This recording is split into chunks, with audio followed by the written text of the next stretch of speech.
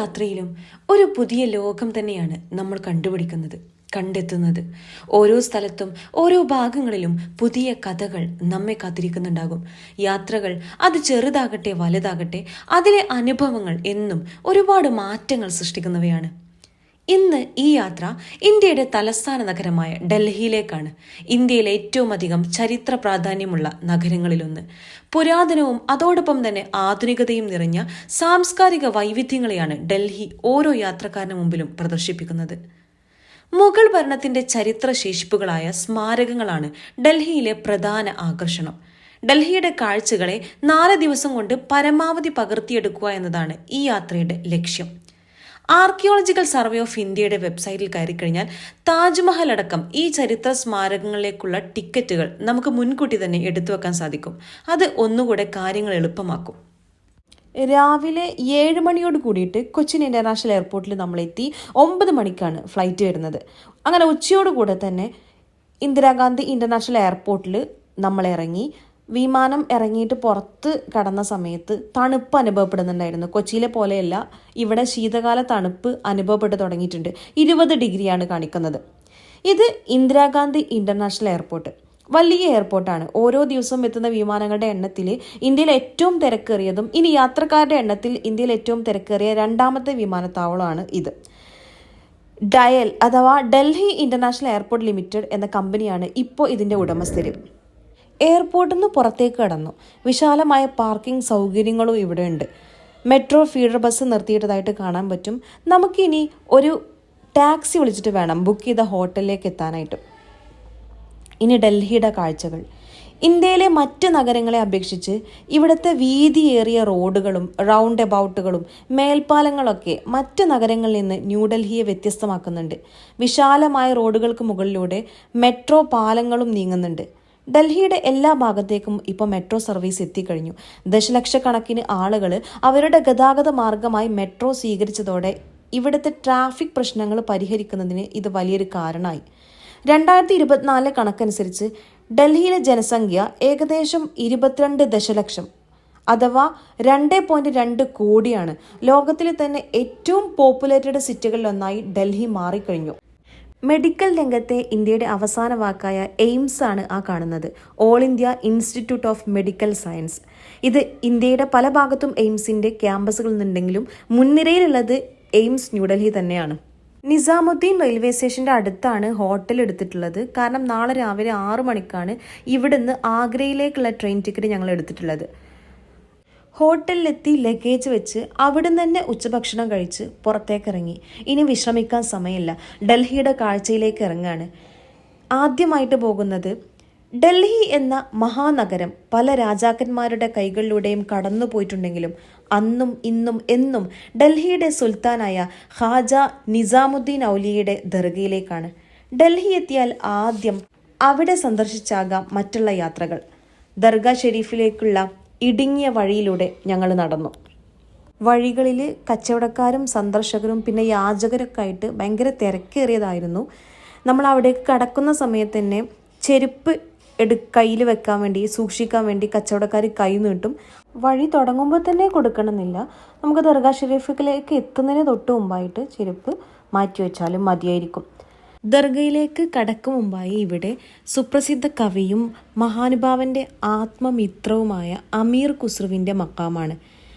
ഇതാണ് ദർഗ ഷെരീഫ്. മനോഹരമായ ചതുരാകൃതിയിലുള്ളൊരു സ്ട്രക്ചറാണ് വരുന്നത്. ജനങ്ങൾ ഒരുപാടുണ്ട്, നല്ല തിരക്കുണ്ട്. ഇവിടെ എപ്പോഴും ഇങ്ങനെ തന്നെയാണ്. 13ാം നൂറ്റാണ്ടിൽ ഡൽഹി കേന്ദ്രീകരിച്ച് ഇന്ത്യയുടെ ആത്മീയ നവോത്ഥാനത്തിന്റെ ചെങ്കോലേന്തിയവരായിരുന്നു ഹസ്രത്ത് നിസാമുദ്ദീൻ ഔലിയ. വലിയ വിജ്ഞാന തൽപരരും അതുപോലെ അതീവ ബുദ്ധിമാനുമായിരുന്നു മഹാന്. ഇദ്ദേഹത്തിന്റെ ആത്മീയ ഗുരുവായിട്ട് സൂഫി വര്യനും അറിവിന്റെ അലകടലുമായ ഖാജ ഫരീദുദ്ദീൻ ഔലിയ റളിയല്ലാഹുവിനുമായിരുന്നു ആത്മീയ ഗുരു ഒരിക്കൽ അദ്ദേഹത്തെക്കുറിച്ച് പറയുന്നു, നിസാമുദ്ദീൻ, നിങ്ങൾ ജനങ്ങൾക്ക് വിശ്രമവും ആശ്രയവും നൽകുന്ന ഒരു തണൽ വൃക്ഷം പോലെയായിരിക്കും. ഇന്നും ഡൽഹി മുസ്ലിങ്ങൾക്ക് ആശ്രയമായി ഈ തണൽ മരം തണൽ വിരിക്കുന്നത് രാപ്പകലുകൾ ഇവിടം നിറയുന്ന ജനപ്രവാഹത്തിന്റെ ഇരമ്പലിൽ നിന്ന് നമുക്ക് മനസ്സിലാക്കാൻ പറ്റും. വലിയ പ്രവാചകാനുരാഗിയായിരുന്നു മഹാന്. ആ അനുരാഗിയെ തിരുനബി തിരിച്ചും അതിരറ്റ് സ്നേഹിച്ചിരുന്നു എന്ന് നമുക്ക് ചരിത്രത്തിൽ കാണാം. മഹാനുഭാവന് 80 വയസ്സായപ്പോൾ ഒരിക്കൽ തിരുനബി സല്ലല്ലാഹു അലൈഹി വസല്ലം തങ്ങളെ സ്വപ്നത്തിൽ പ്രത്യക്ഷപ്പെട്ടു. നിസാം, താങ്കളെ ഞാൻ കാത്തിരിക്കുകയാണ്. അങ്ങനെ വൈകാതെ തന്നെ ഔലിയക്ക് രോഗം ബാധിച്ചു. 40 ദിവസം മുമ്പ് തന്നെ ഭക്ഷണമെല്ലാം ഉപേക്ഷിച്ച ഔലിയയോട് അതിന്റെ ഭവിഷ്യത്ത് ബോധിപ്പിച്ചപ്പോഴെല്ലാം മുത്തുനബിയെ കാണാൻ വെമ്പുന്ന എനിക്കെന്തിനു ഭക്ഷണം എന്നായിരുന്നു മറുപടി. അങ്ങനെ ക്രിസ്താബ്ദം 1325 റബിയുൽ ആഖിർ 18 ഒരു വെള്ളിയാഴ്ചയായിരുന്നു മഹാനവറുകളുടെ വഫാത്ത്. ഇവിടുന്ന് നീങ്ങിയാൽ വലത് ഭാഗത്ത് തന്നെയായിട്ട് നമ്മൾ നേരത്തെ പറഞ്ഞ പോലെ അമീർ ഖുസ്രുവിൻ്റെ ദർഗാ ഷെരീഫ് കാണാനായിട്ട് പറ്റും. അവിടെയും ഇവിടെ വന്ന ഒരുപാട് ആളുകൾ അവിടെയും സന്ദർശനത്തിനായിട്ടുണ്ട്. മരണസമയത്ത് ഹസ്രത്ത് റളിയല്ലാഹു പറഞ്ഞിരുന്നു, ഞാൻ മരിച്ചാൽ അധികം കഴിയും മുമ്പ് എന്നെ ഖുസ്രു മരിക്കുമെന്ന് പ്രവചിച്ചിരുന്നു. വൈകാതെ അത് പുലരുകയും ഔലിയയുടെ വസിയത്ത് അനുസരിച്ചിട്ട് മഹാനുഭാവന്റെ ഖബറിനടുത്ത് തന്നെ ഖുസ്രുവിനെ ഖബറടക്കുകയും ചെയ്യുകയായിരുന്നു ഉണ്ടായിരുന്നത്. ദർഗാ ഷെരീഫ് എന്ന് പുറത്തേക്ക് കടക്കുമ്പോൾ ഇതുപോലെ നിരവധി ആളുകളെ കാണാനായിട്ട് പറ്റും. ഉപജീവനത്തിനായി പലതരത്തിലുള്ള കച്ചവടങ്ങൾ ചെയ്യുന്ന ആളുകൾ, യാചകര്, സന്ദർശകര്, അങ്ങനെ നിരവധി ജന്മങ്ങൾ. ഇനി പോകുന്നത് ഹുമയൂൺ ടോമിലേക്കാണ്. പോകുന്ന വഴിക്ക് കാണുന്ന ഈ ബ്ലൂ കളറിലുള്ളത് ഇത് സബ്സ് ബുർജാണ്. അതായത് മുഗൾ കാലഘട്ടത്തിലെ ഒരു ശവകുടീരാണ്. ഒക്ടഗൺ ഷേപ്പിലാണ് വരുന്നത്. ഇതിൽ ആരെയാണ് അടക്കം ചെയ്തിട്ടുള്ളത് എന്ന് അറിയപ്പെട്ടിട്ടില്ല. ഇത് ഹുമയൂൺ ടോമിലേക്ക് കടക്കുന്നതിന് മുമ്പുള്ള ടിക്കറ്റ് കൗണ്ടറാണ്. നമ്മൾ ടിക്കറ്റ് എടുത്തു വെച്ചതിനാൽ ഇതിൽ ജസ്റ്റ് സ്കാൻ ചെയ്തിട്ട് അകത്തേക്ക് കടക്കാം. പോകുന്ന വഴിക്ക് വലത് ഭാഗത്തായിട്ട് ഇഷാ ഖാൻസ് ഗാർഡൻ ടോം എന്നെഴുതി വെച്ചതായിട്ട് കാണാനായിട്ട് പറ്റും. ഷഹ്ഷാ സൂരിയുടെ കൊട്ടാരത്തിൽ പ്രധാനിയായിരുന്ന ഇസാ ഖാൻ നിയാസി എന്നവരുടെ ടോംബാണ് ഇത്. ഷഹ്ഷാ സൂരിയുടെ കാലത്ത് 1547 to 48 കാലഘട്ടത്തിലാണ് ഇത് നിർമ്മിച്ചിട്ടുള്ളത്. ഇതിലേക്ക് കടക്കുമ്പം ചുറ്റും ഗാർഡൻ കൊണ്ട് ചുറ്റപ്പെട്ടിട്ടുള്ള വളരെ മനോഹരമായിട്ടുള്ള ഒരു ഒക്ടഗൺ ഷേപ്പിൽ തന്നെ സ്ട്രക്ചർ വരുന്ന ഒരു ടോംബ്. ഇതിനകത്തായിട്ട് വലിയ 2 ഗ്രേവ്, അതുപോലെ കുറച്ച് ചെറിയ ഗ്രേവുകളും കാണാനായിട്ട് പറ്റും. റെഡ് സാൻഡ് സ്റ്റോൺ കൊണ്ടാണ് ഉണ്ടാക്കിയിട്ടുള്ളത്. ഇതിന് വലതുഭാഗത്തായിട്ട് ഒരു പള്ളിയും കാണാനായിട്ട് പറ്റും, ഒരു മോസ്കും ഉണ്ട്. ഇതിന് ചുറ്റുഭാഗമായിട്ട് നല്ല കല്ലുകൾ കൊണ്ട് ഒരു കോട്ട പോലെ നിർമ്മിച്ച മതിലും കണ്ട് അതിനകത്തായിട്ട് വിശാലമായ ഗാർഡനും ഈ ഒരു ഗ്രേവും കൂടെ അടങ്ങിയിട്ടുള്ളതാണിത്. ഇത് യുടെ ശവകുടീര സമുച്ചയത്തിന്റെ മറ്റു കെട്ടിടങ്ങൾക്കൊപ്പം ഇതും യുനെസ്കോയുടെ ലോക പൈതൃക സൈറ്റായിട്ട് നിലകൊള്ളുന്നു. ഇത് ഹുമയൂൺ ടോംബിലെ ആദ്യ പടിപ്പുരയാണ്. പുരാതനമായ പടിപ്പുരയാണിത്. 16-ാം നൂറ്റാണ്ടിലെ നിർമ്മിതിയാണ്. ഈ ഒരു നിർമ്മിതി കാണുമ്പോൾ തന്നെ ഇതിൻ്റെ ഒരു പഴക്കം നമുക്ക് മനസ്സിലാകും. ഇത് പ്രധാന കവാടമാണ്. 16 മീറ്റർ ഉയരത്തിൽ മാർബിളും റെഡ് സാൻഡ് സ്റ്റോണും കൂടിയ മനോഹരമായൊരു പടിപ്പുരയാണിത്.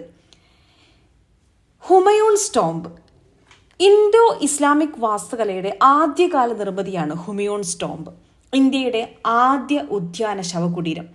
താജ്മഹലിന്റെ രൂപകൽപ്പന ഈ കെട്ടിടത്തിനോട് വളരെയേറെ സാദൃശ്യം തോന്നിക്കും. ഫോട്ടോകളും വീഡിയോകളൊക്കെയായി നിരവധിയായി ക്യാമറ പകർത്തപ്പെട്ട സ്ഥലം. യുനെസ്കോയുടെ ലോക പൈതൃക കേന്ദ്രങ്ങളുടെ പട്ടികയിൽ സ്ഥാനം പിടിച്ചിട്ടുള്ളതാണ് ഈ ശവകുടീരം. 1567 to 70 കാലഘട്ടത്തിൽ ഹുമയൂണിന്റെ മരണശേഷം അദ്ദേഹത്തിന്റെ പത്നി ഹമീദ ബാനു ബീഗത്തിന്റെ ഉത്തരവിലൂടെയാണ് നിർമ്മാണം പൂർത്തിയാക്കുന്നത്. വിശാലമായ ഗാർഡൻ, ഈ ഗാർഡന്റെ ഇടയിലുള്ള ഈ ഫൗണ്ടെയിൻ പോലും അക്കാലത്ത് അപൂർവ നിർമ്മിതിയായിരുന്നു.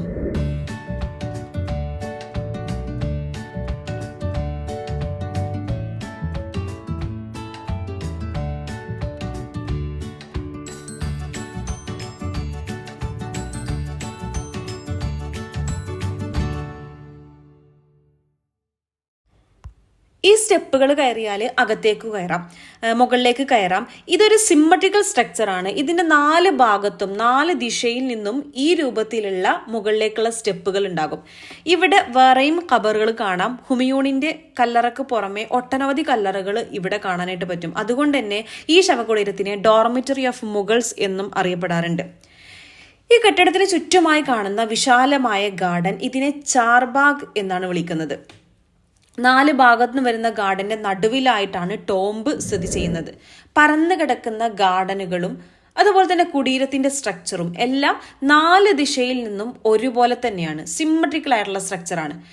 കുടീരത്തിനകത്തേക്ക് കടക്കുമ്പോൾ മധ്യത്തിലായിട്ട് വിശാലമായ മുറി, അതിൽ ഹുമയൂണിന്റെ ശവകുടീരം. ആ വലിയ മുറിയിലായിട്ട് ഹുമയൂണിന്റെ ശവകുടീരം കാണാം. ചുറ്റുമായി ഒരുപോലെയുള്ള 8 മുറികളുണ്ട്. അതിലെല്ലാം 2 or 3 ഒക്കെ ആയിട്ടുള്ള ഗ്രേവ്സും അടങ്ങിയത് നമുക്ക് കാണാം. കരിങ്കല്ലടുക്കി പണി തീർത്തിട്ടുള്ള കെട്ടിടത്തിന്റെ ഉൾഭാഗത്ത് മുഴുവനും ചുവന്ന മണൽക്കല്ലും വെണ്ണക്കല്ലും ഉപയോഗിച്ച് ഭംഗിയാക്കി വെച്ചിട്ടുണ്ട്. തന്റെ പിതാവ് ബാർബറിന്റെ പിൻഗാമിയായി 22-ാം വയസ്സിൽ അധികാരത്തിൽ വന്ന ഹുമയൂൺ അനുഭവ പരിചയമില്ലാത്ത ഭരണാധികാരിയായിരുന്നു. 1556 തന്റെ ലൈബ്രറിയുടെ പടിക്കെട്ടിൽ നിന്ന് വീണാണ് അദ്ദേഹം മരിക്കുന്നത്. ഹുമയൂൺ ടോംബുമായിട്ട് ബന്ധപ്പെട്ട ചെറിയൊരു മ്യൂസിയവും ഇവിടെ നിലനിൽക്കുന്നുണ്ട്. അവിടെ പല ഫോട്ടോകളും കളക്ഷൻസൊക്കെ നമുക്ക് കാണാനായിട്ട് പറ്റും. ലോധി ഗാർഡൻ ആണ് അടുത്ത സന്ദർശന സ്ഥലം. മധ്യേഷ്യയിൽ നിന്ന് വന്ന മുസ്ലിം പോരാളികളാണ് ഇന്ത്യയിൽ ഇസ്ലാമിക ഭരണത്തിന് തുടക്കമിട്ടത്. രജപുത്രന്മാരെ തോൽപ്പിച്ചുകൊണ്ട് മുഹമ്മദ് ഗോറിയാണ് സുൽത്താൻ ഭരണത്തിന് തുടക്കം കുറിച്ചത്. മുഹമ്മദ് ഗോറിയുടെ അടിമയായിരുന്ന കുത്തുബുദ്ദീൻ ഐബക്ക് തുടക്കമിട്ട മംലൂക്ക് ഡൈനാസ്റ്റി, പിന്നെ ഖിൽജി രാജവംശം, തുഗ്ലക് ഡൈനാസ്റ്റി, സയ്യിദ് ഡൈനാസ്റ്റി, തുടർന്ന് ലോധി ഡൈനാസ്റ്റി, ഇത്രയും രാജവംശം ഭരണം നടത്തി. ഇതിൽ ലോധി ഡൈനാസ്റ്റിയിലെ അവസാനത്തെ രാജാവായിരുന്ന ഇബ്രാഹിം ലോധിയെ ഒന്നാം പാനിപ്പറ്റ് യുദ്ധത്തിൽ തോൽപ്പിച്ചുകൊണ്ടാണ് ബാബർ ഇന്ത്യയിൽ മുഗൾ രാജവംശത്തിന് തുടക്കമിട്ടത്. ലോധി ഗാർഡൻ ലോധി ഡൈനാസ്റ്റിയിലെ സ്മാരകങ്ങൾ ഉൾക്കൊള്ളുന്ന, അതായത് 15-ാം നൂറ്റാണ്ടിലെ സ്മാരകങ്ങൾ നിലകൊള്ളുന്ന ഒരു ചരിത്ര കേന്ദ്രമാണ്. ഒരു പാർക്കായിട്ടാണ് ഇത് അറിയപ്പെടുന്നത്. മോർണിംഗ് വാക്കിനും കൂട്ടുകാരെയും കുടുംബക്കാരൊക്കെ ഒരുമിച്ചിരുന്ന് ഉല്ലസിക്കാനുള്ള ഒരു പാർക്കായിട്ടാണ് ഇത് ന്യൂഡൽഹിയിലെ നഗരമധ്യത്തിൽ തന്നെ 90 ഏക്കർ വിസ്തൃതിയിൽ പരന്നു കിടക്കുന്ന ഒരു ഉദ്യാനമായിട്ടാണ് ഇത് പരിഗണിക്കുന്നത്. ഇന്ന് ആർക്കിയോളജിക്കൽ സർവേ ഓഫ് ഇന്ത്യയുടെ കയ്യിലാണ് ഇതിന്റെ സംരക്ഷണം. ഇവിടെ പ്രധാനമായിട്ടും 4 കേന്ദ്രങ്ങളാണുള്ളത്. അതിലൊന്ന് ഇതാണ്, ബഡാ ഗുംബഡ്. ബഡാ ഗുംബഡ് എന്നാൽ വലിയ താഴികക്കുടം എന്നാണ് അർത്ഥം. ഡൽഹിയിൽ ആദ്യമായി നിർമ്മിച്ച ഡോം ഇതാണെന്ന് പറയപ്പെടുന്നുണ്ട്. സിക്കന്ദർ ലോധിയാണ് അദ്ദേഹത്തിന്റെ ഇത് നിർമ്മിച്ചിട്ടുള്ളത്. അദ്ദേഹത്തിന്റെ ഗസ്റ്റ് ഹൗസും മോസ്കും അത് രണ്ടുമാണ് ഇതിന് അപ്പുറത്തുള്ളത്. അതിലേക്കുള്ള ഒരു ഗേറ്റ് വേ ആയിട്ടാണ് ഇത് പരിഗണിക്കുന്നത്. അപ്പൊ ഈ ഗേറ്റ് വേ കടന്നു കഴിഞ്ഞാൽ, ഈ ബഡാഗുംബഡ് കടന്നു കഴിഞ്ഞാൽ സിക്കന്ദർ ലോധി നിർമ്മിച്ചിട്ടുള്ള അദ്ദേഹത്തിന്റെ മോസ്കും അദ്ദേഹത്തിന്റെ ഗസ്റ്റ് ഹൗസും കാണാനായിട്ട് പറ്റും. കരിങ്കലിൽ കൊത്തിയെടുത്തിട്ടുള്ള അറബി അക്ഷരങ്ങളും തൂണുകളും നിസ്കാര ഇടങ്ങളൊക്കെ നമുക്ക് ഈ മോസ്കിൽ ഇന്ന് കാണാനായിട്ട് പറ്റും. അതുപോലെ അതിന്റെ ഇപ്പുറത്തെ സൈഡിലായിട്ടാണ് ഗസ്റ്റ് ഹൗസും വരുന്നത്. ഇത് ഷീഷ് ഗുംബഡ്, ഗ്ലാസ് ടോംബ് എന്നാണ് അർത്ഥം വരുന്നത്. ഹൗസസ് ഓഫ് ഗ്രേവ്സ് എന്ന് പറയും. ഇതിനുള്ളിൽ നിരവധി ഗ്രേവ്സ് നമുക്ക് കാണാനായിട്ട് പറ്റും. ഇതിൽ ആരൊക്കെയാണ് അടക്കം ചെയ്തിട്ടുള്ളതെന്ന് അറിയപ്പെട്ടിട്ടില്ല. ഇബ്രാഹിം ലോധിയുടെ കാലത്താണ് ഇത് നിർമ്മിച്ചിട്ടുള്ളത്. ഈ മതിൽക്കെട്ടിനകത്ത് മറ്റൊരു സ്മാരകമായിട്ടുള്ള സിക്കന്ദർ ലോധിയുടെ ടോംബും നിർമ്മിച്ചിട്ടുള്ളത് ഇബ്രാഹിം ലോധി തന്നെയാണ്. ഇവിടുന്ന് കുറച്ചധികം ദൂരം നടന്നാലാണ് ഇനി നമ്മൾ അടുത്ത സ്ട്രക്ചറിലേക്ക്, അതായത് മുഹമ്മദ് ഷാ എന്ന് പറയുന്നവരുടെ ടോംബിലേക്ക് എത്തുന്നത്. സയ്യിദ് ഡൈനാസ്റ്റിയിൽപ്പെട്ട ഒരു ഭരണാധികാരിയാണ് മുഹമ്മദ് ഷാ. ഈ മതിൽക്കെട്ടിനകത്തെ സ്ട്രക്ചറുകളിൽ ഏറ്റവും പഴക്കം ചെന്നത് മുഹമ്മദ് ഷായുടെ ശവകുടീരമാണ്. ഇദ്ദേഹം നേരത്തെ പറഞ്ഞ പോലെ സയ്യിദ് ഡൈനാസ്റ്റിയിൽ പെട്ടവരാണ്. സയ്യിദ് ഡൈനാസ്റ്റി എന്ന പേര് പ്രവാചകർ സല്ലല്ലാഹു അലൈഹി വസല്ലം തങ്ങളുടെ കുടുംബ പരമ്പരയിൽ വരുന്നത് കൊണ്ടാണെന്ന് പറയപ്പെടുന്നുണ്ട്. ഇതൊരു ഒക്ടഗൺ ഷേപ്പിലാണ് ഈ സ്ട്രക്ചർ വരുന്നത്. ഇവിടുന്ന് ഒരുപാട് അങ്ങോട്ട് നടന്നു കഴിഞ്ഞാൽ ഈ ഗാർഡന്റെ ഒരു എൻഡിലായിട്ടാണ് സിക്കന്ദർ ലോധിയുടെ ഗ്രേവ് വരുന്നത്. ഇവിടുത്തെ 4ാമത്തെ സ്ട്രക്ചറാണ് സിക്കന്ദർ ലോധിയുടെ ടോംബ്. AD 1517 to 18 കാലഘട്ടത്തിൽ അദ്ദേഹത്തിന്റെ മകൻ ഇബ്രാഹിം ലോധി തന്നെയാണ് ഇത് നിർമ്മിച്ചിട്ടുണ്ടായിരുന്നത്. മുഹമ്മദ് ഷായുടെ ടോംബ് പോലെ തന്നെ ആ ഒരു സെയിം സ്ട്രക്ചറിലാണ് ഇത് നിർമ്മിച്ചിട്ടുള്ളത്. ഒക്ടഗൺ ഷേപ്പാണ്. ഇൻഡോ ഇസ്ലാമിക് വാസ്തുകലയിലാണ് ഇത് നിർമ്മിച്ചിട്ടുള്ളത്. ചുറ്റുഭാഗം കോട്ടയാൽ ചുറ്റപ്പെട്ട നിലയിലാണ് ഈ ഒരു ടോംബ് നിലകൊള്ളുന്നത്. ഇതിന്റെ ഫ്രണ്ട് ഭാഗത്തായിട്ട് ഒരു സ്ക്വയർ പ്ലാറ്റ്ഫോം കാണാനായിട്ട് പറ്റും. ഇത് ചില ഭാഗത്തൊക്കെ പൊട്ടിപ്പൊളിഞ്ഞ രൂപത്തിലാണ് ഇപ്പോൾ ഉള്ളത്. ഇതിന് ഫ്രണ്ട് ഭാഗത്തിൽ കുറച്ചും കൂടി മുന്നോട്ട് നടന്നു കഴിഞ്ഞാൽ ഒരു കനാല് കാണാനായിട്ട് പറ്റും, ഒരു അരുവി. അതിൽ വലിയ ഫൗണ്ടൻ ഒക്കെ ഉണ്ട്. അരുവി ഒരു കാലത്ത് ഈ അരുവി യമുന നദി വരെ ഒഴുകിയിരുന്നു എന്നാണ് പറയപ്പെടുന്നത്. സയ്യിദ് കാലഘട്ടത്തിലെയും ലോധി കാലഘട്ടത്തിലെയും വാസ്തുവിദ്യകൾ വളരെ കുറവായതിനാൽ ലോധി ഗാർഡൻ ഒരു പ്രധാന പുരാവസ്തു സ്ഥലമായിട്ടാണ് പരിഗണിക്കപ്പെടുന്നത്. പല കാലഘട്ടങ്ങളിലായി നിർമ്മിച്ച ഈ സ്മാരകങ്ങൾ ബ്രിട്ടീഷുകാരുടെ കാലത്ത് ഒരു മതിൽക്കെട്ടിനകത്താക്കുകയും 1936 ബ്രിട്ടീഷ് വൈസ്രോയുടെ ഭാര്യ ലേഡി വില്ലിംഗ്ടൺ ഉദ്ഘാടനം ചെയ്യുകയുമാണ് ഉണ്ടായത്. ഇത് ഇന്ത്യ ഗേറ്റിലേക്കുള്ള വഴിയാണ്. നേരം ഇരുട്ടിയിട്ടുണ്ട്, നല്ല തണുപ്പുണ്ട്. രാത്രി നേരങ്ങളിലാണ് ഇന്ത്യ ഗേറ്റ് കൂടുതൽ അലങ്കൃതമായി നിൽക്കുന്നത്. പകലിനേക്കാൾ കാണാൻ ഭംഗി രാത്രിയാണ്. നിരവധി ലൈറ്റുകളിൽ തിളങ്ങി നിൽക്കുന്ന ഇന്ത്യ ഗേറ്റിനെ നമുക്ക് കാണാൻ പറ്റും. ചുറ്റുള്ള പാർക്കിൽ ആളുകൾ സംസാരിച്ചിരിക്കുന്നതും കുഞ്ഞുങ്ങൾ കളിക്കുന്നതൊക്കെ കാണാം. ആളുകൾ ഫോട്ടോകൾക്ക് പോസ് ചെയ്യുന്നു. ക്യാമറയുമായി അതിലൂടെ ഉപജീവനം തേടുന്ന ആളുകൾ ഫോട്ടോ എടുക്കണം എന്ന ചോദ്യത്തിൽ നമ്മുടെ അടുത്തേക്ക് സമീപിക്കുന്നു. ഇങ്ങനെ ജനനിബിഡമാണ്. 1-ാം ലോക മഹായുദ്ധത്തിലും അഫ്ഗാൻ യുദ്ധത്തിലും മരിച്ച ബ്രിട്ടീഷ് ഇന്ത്യൻ ആർമിയിലെ സൈനികരുടെ ഓർമ്മ നിലനിർത്തുന്നതിന് വേണ്ടിയിട്ടാണ് 1931 നിർമ്മിക്കപ്പെട്ട ഈ ഒരു സ്മാരകം. ലോകത്തിൽ ഏറ്റവും വലിയ യുദ്ധ സ്മാരകങ്ങളിലൊന്നും കൂടിയാണിത്. യുദ്ധത്തിൽ മരിച്ച സൈനികരുടെ പേരുകൾ ഇതിന്റെ ചുമരിൽ കൊത്തിവെച്ചിട്ടുണ്ട്. 13,313 പേരുകൾ കൊത്തിവെച്ചിരിക്കുന്നതിൽ 12,357 പേരും ഇന്ത്യക്കാരാണ്. 42 മീറ്ററാണ് ഇതിന്റെ ഉയരം. ചുറ്റും നല്ല ഭംഗിയുള്ള വിശാലമായ ഗാർഡൻ വൈകുന്നേരങ്ങളിൽ ജനനിബിഡമായിട്ട് മാറും. മുമ്പ് ഓൾ ഇന്ത്യ വാർ മെമ്മോറിയൽ എന്നായിരുന്നു ഇതിന്റെ പേരുണ്ടായിരുന്നത്. സർ എഡ്വിൻ ലൂട്ടിയസ് ആണ് ഇത് രൂപകൽപ്പന ചെയ്തിട്ടുള്ളത്. രാജ്പഥ് എന്ന ഡൽഹിയിലെ പ്രധാന പാതയിലാണ് ഇത് ചെയ്യുന്നത്. ഈ ഒരു പാത നേരെ രാഷ്ട്രപതി ഭവനിലേക്കാണ് എത്തുന്നത്. അതായത് ഡൽഹിയുടെ ഒരു ഹൃദയഭാഗത്താണ് ഇത് സ്ഥിതി ചെയ്യുന്നത്.